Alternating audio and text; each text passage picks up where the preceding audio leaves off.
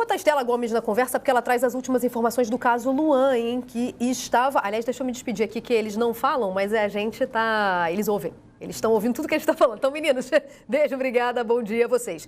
Agora sim, eu boto a Estela na conversa, que traz as últimas informações do caso Luan, que foi agredido por torcedores em um motel. Estela, é isso? Bom dia, seja bem-vinda. É isso mesmo, Mariana. Bom dia a você, a todos que estão aí na banca, todos que estão acompanhando a redação. Pois aconteceu num motel na zona oeste aqui da capital de São Paulo. O Luan estava no quarto. A informação que o Bruno Cassucci trouxe ao GE é que torcedores do Corinthians invadiram o motel, tiraram ele à força e o agrediram. Isso aconteceu, a viatura foi acionada, a gente ainda não conseguiu informações com o Luan. O Corinthians procurou o jogador ainda sem contato e também procurou a polícia para tentar entender o que aconteceu.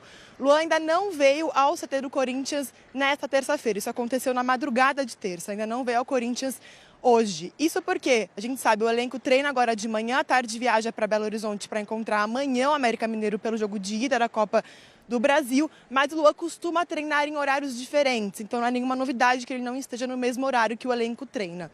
Essas são as novidades, lembrando que o Luan chegou em 2020 e não atua pelo clube desde fevereiro do ano passado. Isso aconteceu dias após ele falar em entrevista que pediu uma oportunidade por Vanderlei Luxemburgo assim que ele chegou ao Corinthians, né, o novo técnico, e o professor disse em coletiva, respondeu aliás com uma outra pergunta. Pergunta se a torcida quer. Ele deixou bem claro que não deu a oportunidade ao Luan de se reintegrar ao elenco por conta da vontade da torcida, que não é que ele esteja jogando entre os titulares e nem que esteja no banco do Corinthians. É um caso forte que aconteceu, lembrando, o Corinthians está ali um ponto da zona de rebaixamento, se encontra numa situação muito delicada no Campeonato Brasileiro, também enfrenta amanhã o América Mineiro, como a gente comentou, pela Copa do Brasil, jogo de ida. Momento delicado para o Luan, é claro, e também para o Corinthians, tanto no Campeonato Brasileiro como também na Copa do Brasil, que tenta ali mais uma classificação, uma vitória diante do América Mineiro. Mas é isso, as informações são essas por enquanto, a gente vai atualizando assim que chegarem novidades, mas por enquanto é isso. O Luan estava no motel na madrugada de terça-feira, torcedores do Corinthians invadiram, acharam ele no quarto, tiraram a força e o agrediram. O Corinthians ainda não conseguiu nenhum contato com o atleta e procurou a polícia para entender melhor o que aconteceu. Obrigada, Estela, pelas informações. Bom dia e bom trabalho a você. Ontem a gente repercutia, Alicia, eu sei que você quer falar sobre o caso. Ontem a gente repercutia aqui justamente a resposta do Vanderlei Luxemburgo a essa pergunta, que foi outra pergunta. A pergunta aos torcedores se eles querem o Luan, e eu trouxe esse tema para cá, com o Luiz Teixeira. Bom, primeiro que a gente, como diria um amigo, a gente não pode deixar que o cavalo monte em São Jorge, né? Não é bem assim, querido. Pergunte aos torcedores se os torcedores querem. É um profissional que deve ser respeitado. E ainda trabalha com você, porque tem contrato, né? Então, antes de tudo, respeito a todo mundo, né? E aí o segundo ponto, a gente vive um momento extremamente delicado e perigoso para esse tipo de colocação, né? A culpa é do Luxemburgo? Claro que não, evidente que não. Se a gente fala de uma agressão, os culpados são os agressores. Mas a gente precisa tomar cuidado com o que a gente diz e como isso pode inflamar e gerar esse tipo de situação. A gente está diante de um crime, né? A gente está num barril de pólvora, né? Então, o que você fala pode inflamar aquela situação e acabar num crime, né? A palavra é essa, não tem muito o que buscar. A gente está falando de um crime, de uma agressão, de uma invasão, né? Inflamada muito pelo que se disse durante essa semana, né?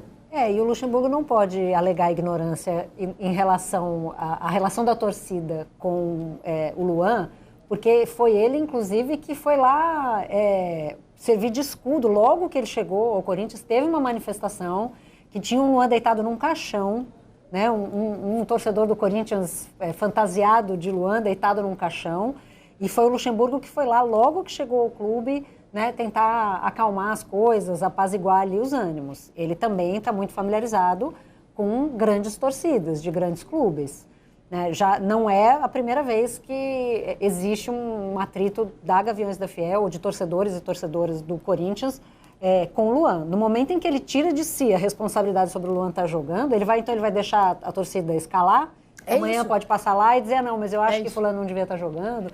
Então, é claro que as declarações do Luxemburgo não levam as pessoas a fazer nada, as pessoas fazem isso de sua própria vontade, mas é inacreditável a quantidade de provas que a gente tem semanalmente de que as pessoas acreditam que o futebol opera numa realidade paralela sem leis. E como isso é construído, né? Porque se a gente olhar, do nada os torcedores... Não foi do nada. Essa inflamação, ela foi sendo construída, né? Com cada palavra, com cada resposta, né? Tudo colaborou para que a gente terminasse. E uma tolerância à violência mesmo, né? Exato. Eu conversasse como se assim, a qualidade do futebol chegasse num ponto a partir do qual a violência é justificada. Eu tenho um grande amigo que é torcedor do Santos e quando teve a quebradeira, né, os rojões jogados de novo em cima do Cássio, depois a quebradeira na Vila Belmiro, ele chegou a dizer, mas é que a torcida não aguenta mais o Rueda. Como se assim, agora chegou num ponto que assim, o que a gente vai fazer? Só nos resta isso aqui, quebrar tudo mesmo. Só nos resta isso aqui. E a gente sabe, na nossa vida a gente não pode fazer isso. Tem vários momentos em que a gente queria poder a gente não pode normalizar isso. A gente tem que usar os poderes, microfone aí, poder limitado que a gente tem para lutar contra isso, porque onde isso vai parar?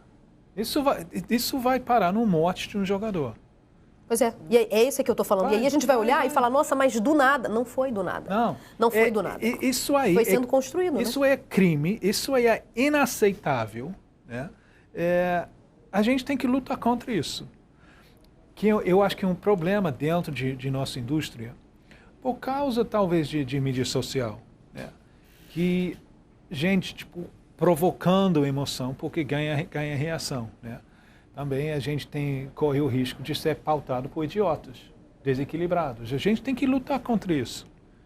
Isso é crime. Exato. É inaceitável. Eu fico muito preocupado com isso.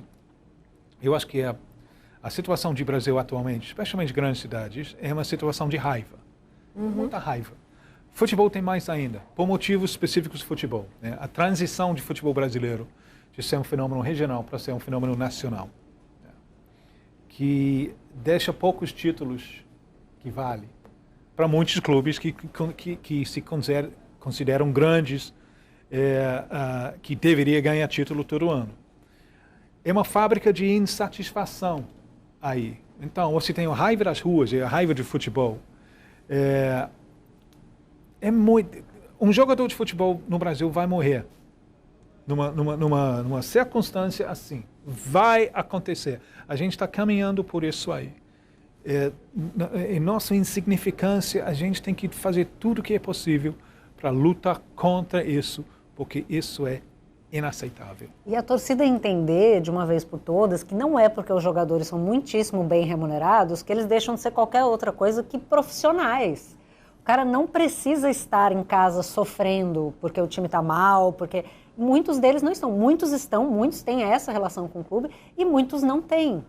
Né? E assim, você teve um dia ruim no trabalho, falava isso outro dia, você não bateu uma meta de vendas. Aí você não pode sair de casa. Se você for visto no final de semana bebendo uma cerveja... Né, vai ser cobrado. Com a sua esposa, com o seu marido, não. Como assim você saiu de casa? Você profissionalmente está muito, você tem que ficar em casa se penitenciando. Né? Não é isso. O que o Luan faz na vida, né, pessoal dele, no tempo que ele não está dedicado ao clube, não é de forma alguma...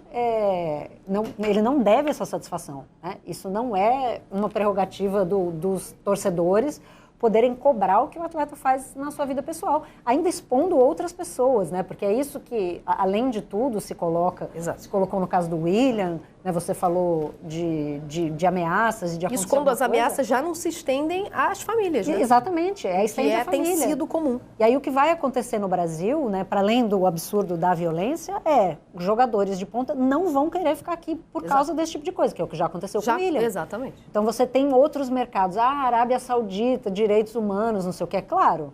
Agora o cara está pensando na segurança da família dele. Nele, lógico. Se ele achar que ele não está seguro aqui, né? Porque a qualquer momento alguém pode entrar na casa dele ou entrar em um lugar qualquer que ele esteja, assim, qual o limite disso? Exatamente, qual o limite? Alguém morrer? Por que ele ficaria, né? Eu também me pergunto isso. Hoje a gente está vendo em São Paulo, o Luiz trouxe faixas protestando contra o Duílio e o torcedor pode se manifestar do jeito que quiser, pode manifestar sua insatisfação do jeito que quiser, desde que Ele não usa de violência para isso, né? E aí a gente precisa pensar na responsabilidade dos clubes, nisso especificamente que aconteceu com o Luan. A responsabilidade do clube quando teve uma invasão. Não teve invasão. O Corinthians esse ano abriu portas para a torcida ir lá dentro cobrar. Isso não é invasão. O Corinthians está participando disso. O Luxemburgo, quando responde, vocês têm que perguntar para a torcida se eles querem o Luan. O Luxemburgo está participando disso. Então a gente precisa tomar cuidado com o que fala. A gente precisa tomar cuidado com com o impacto que isso causa na cabeça do torcedor do criminoso. Isso não é coisa de torcedor. E por um acaso torce para um time de futebol. Que por acaso abraçou um time de futebol, exatamente. No que isso se transforma, porque isso legitima o que o cara já tem desejo de fazer. Que é isso aí, ó. Invadir um espaço que não tem absolutamente nada a ver com o espaço de trabalho do jogador, que eu super concordo com você. Ele pode ser dedicado e ter um laço de torcida, uma história de família, uma coisa... Pode, mas pode ser só um profissional. E ok, a obrigação dele é trabalhar bem e apresentar resultado, é por isso que ele ganha. Ele pode ser um profissional ruim. Exatamente. Aí você xinga o profissional ruim. Isso não dá o direito. Isso não dá o direito a ninguém de fazer isso. Agredir, desrespeitar, entrar, invadir o trabalho do cara e cobrar o cara, que é isso? Isso invadir é invasão. Um espaço privado, né? Um espaço E privado. nesse caso, é invasão. Isso é invasão. Nesse caso, é invasão.